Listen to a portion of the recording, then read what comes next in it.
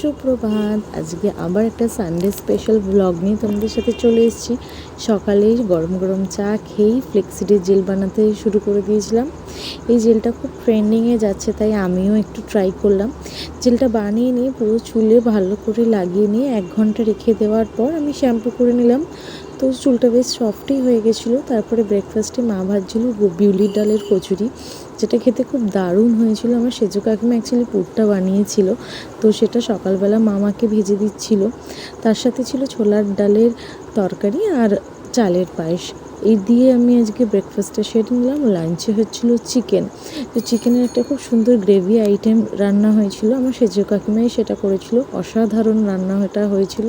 তো এটা দিয়ে লাঞ্চ সেরে নেওয়ার পর বিকেলবেলা নিয়ে নিয়েছিলাম কুলফি ছোটো থেকে খেয়ে আসছি, এখনও আমার খুব ভালো লাগে। তোমাদের কার কার ভালো লাগে জানিও। আমার ব্লগগুলো যদি ভালো লাগে অবশ্যই লাইক শেয়ার সাবস্ক্রাইব করে দিও আমার চ্যানেলটিকে। Thank you.